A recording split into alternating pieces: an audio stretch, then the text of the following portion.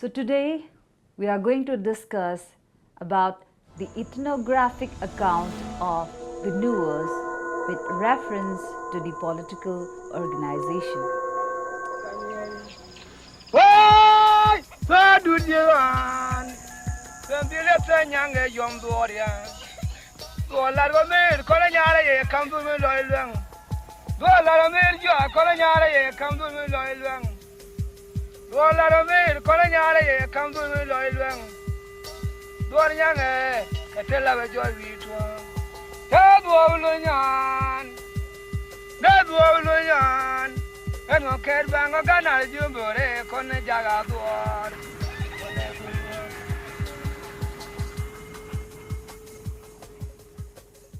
Let us first try to understand the meaning of political organization. So, what do we understand by the political organization? Political organization is the means through which a society maintains an orderly system of social relations and manages its affairs with other societies externally. Such organization pertaining to different territorial groups may be relatively informal as in bands and tribes, or formal as in chiefdoms and states. In the present topic, we will discuss how the Nuers organize their political life. Before discussing their political organization, let us see who are the Nuers.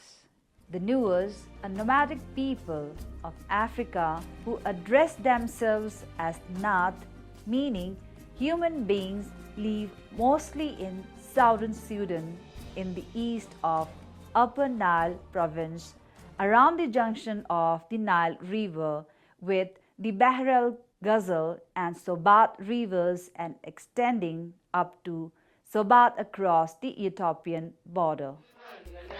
They have a population of approximately 2 lakh souls.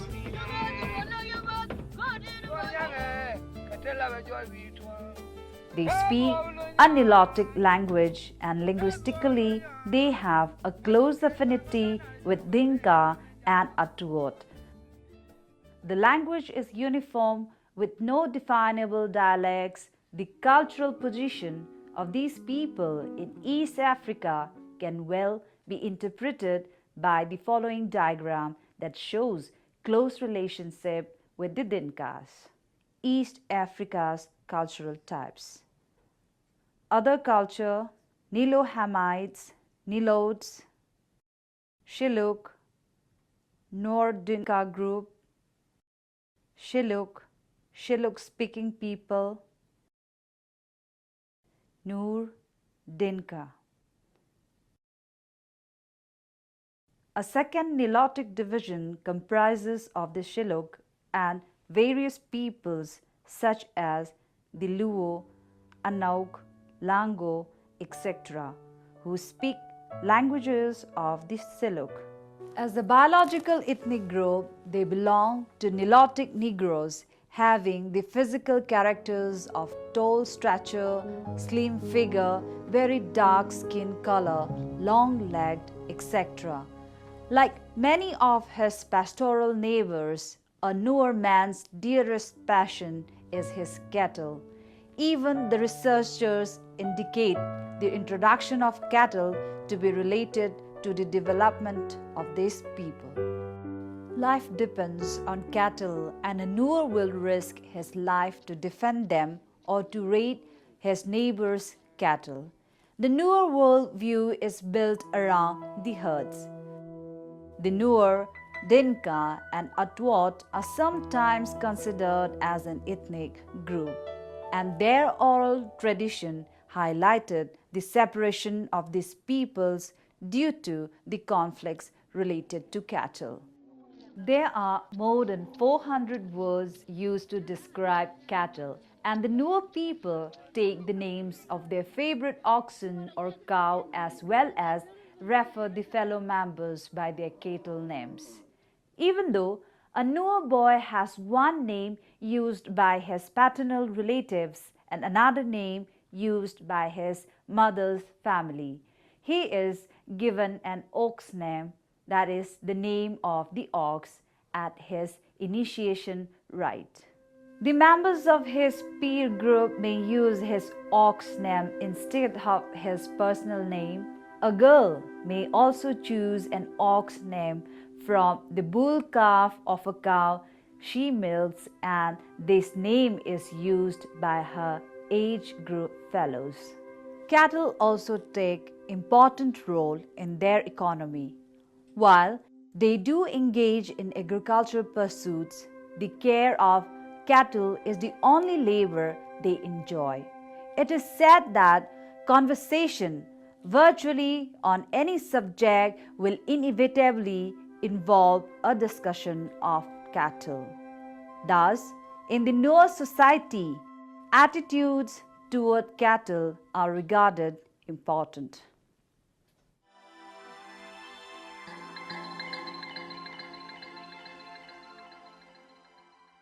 After describing a brief description of the Nuer, let us turn our analysis on the political organization of the Nuer tribe. As described by Evans Pritchard, the largest political segment of the Nuer is the tribe, which is divided into a number of territorial groups starting from homesteads, hamlets, village, primary section, secondary section, tertiary section, tribal confederacy section, eastern and western Nuer lands, and finally the horizon occupied by the Dinka group of tribals. The political organization of the Nuer, which may generate formidable military advantage, is based on the temporary combination of main power, thereby forming and dissolving inter-segmentary groups as the conflict situation demands. In this system, the larger group is broken up into clans, which are segmented into lineages and further into different orders of lineage. There are intersegmental oppositions among the segments of a larger segment. The members of any segment unite to declare war against the members of other adjacent segments. The intra-political relationship can be interpreted clearly by the following diagram. When Z1 fights Z2, no other section is involved. When Z1 fights Y1, Z2 unites Z1 as Y2. Again, when Y1 fights with X1, then Y1 and Y2 unite, and so do X1 and X2. When X1 fights A, that is X1, X2, and Y1 and Y2 all unite as B. When A raids the neighboring tribe Dinka, A and B may unite.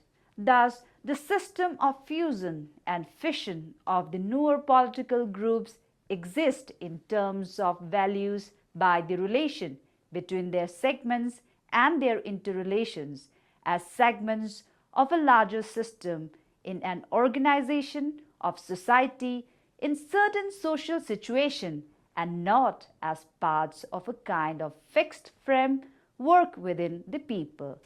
The superstructure of polity is nothing more than an alliance which is active only during conflicts between any of the segments. So, their political organization is known as complementary or balanced opposition.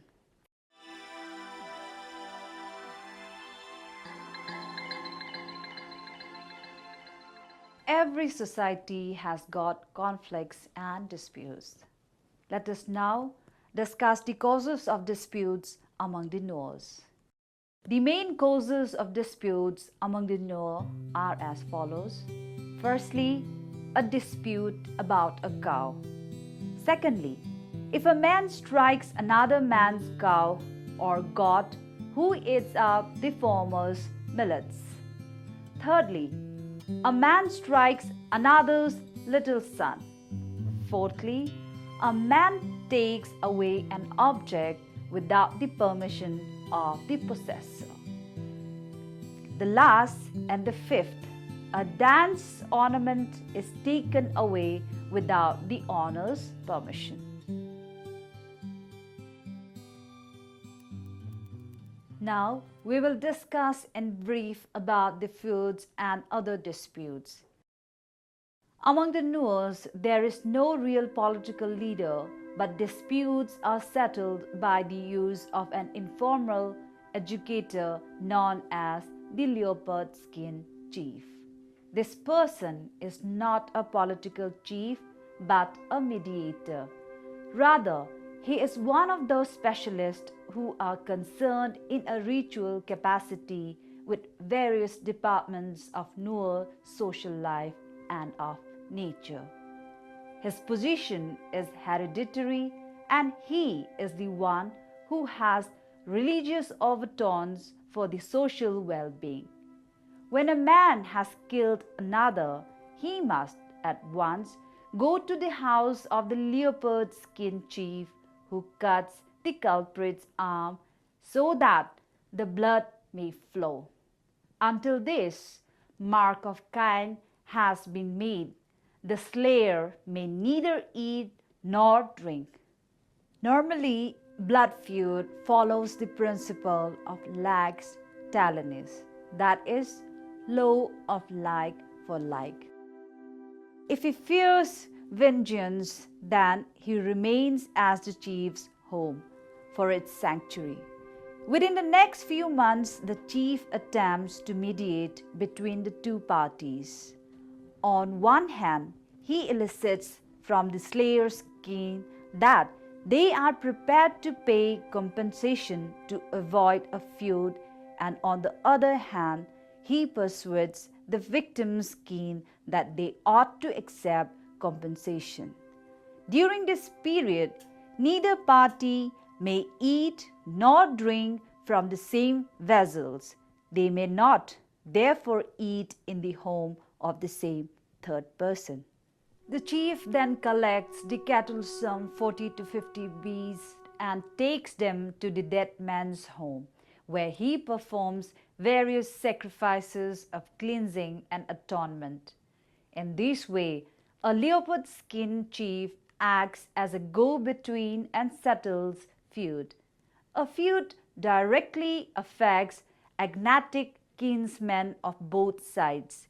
The feud had a wider social connotation, and that therein lies its political significance.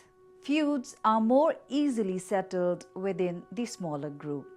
When a man kills a near kinsman or a close neighbor, the matter is quickly closed by paying compensation, often on a reduced scale. At the other end of the scale, when a homicide occurs between primary or secondary sections of a tribe, there is a little chance of an early settlement, and owing to distance, vengeance is not easily achieved, so that unsettled feuds accumulate. The kinsmen of the dead man are near enough to strike at the kinsmen of the slayer, as the near kins have equal values and share responsibility. Their members are closely related as cognates in such a manner to assist them if there is an open fight. The feud thus takes on a political complexion and expresses the hostility between political segments.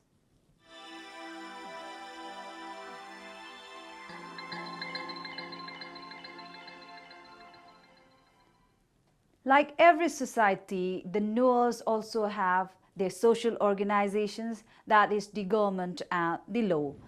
The Nuers have no enacted law and no political power, but legislative or judicial functions. There are conventional imposition of fines for the guiltiness of adultery with one's wife, fornication with one's daughter, theft, broken limbs, etc. But this do not make a legal system, for there is no constituted and impartial authority who decides on the rights and wrongs of a dispute, and there is no external power to enforce a decision. If a man has right on his side and gets the support of his kinsmen, they use force to obtain his due by taking cattle from the debtor's kraal. To resist is to run the risk of homicide and feud. It seems that the mode of settling a dispute depends very largely on the relative positions of the persons concerned in the kinship and age-set systems and the distance between their communities in tribal structure. In theory, one can obtain redress from any member of one's tribe, but in fact, there is little chance of doing so unless he is a member of one's local community and a kinsman. According to the Nuer tradition, there is no individual legal authority or a council of elders to hold court which can be compared with those familiar in Western countries. And if the Nuer has no law, likewise he lacks government. The leopard skin chief is not a political authority and the man of the cattle and other ritual agents have no political status or functions, though they may become prominent and feared in their locality. The most influential men in a village are generally the heads of joint families who rear cattle, are of strong character, and belong to members of the aristocratic clan. But they have no clearly defined status or function.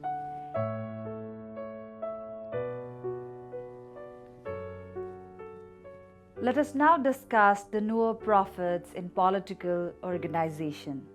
The Nuer prophets arose about the time of Arab intrusion into Nuer land. At the time of British conquest, they gained more respect and had widened influence than any other persons. No extensive raids were undertaken without their sanction, and often they let them receive part of the spoil and to some extent supervised the division of the rest of it. Though there were good evidence that the earlier prophets were no more than ritual agents, some of the latter ones appear to have begun to settle disputes at any rate in their own districts. However, their chief political importance rather lay elsewhere.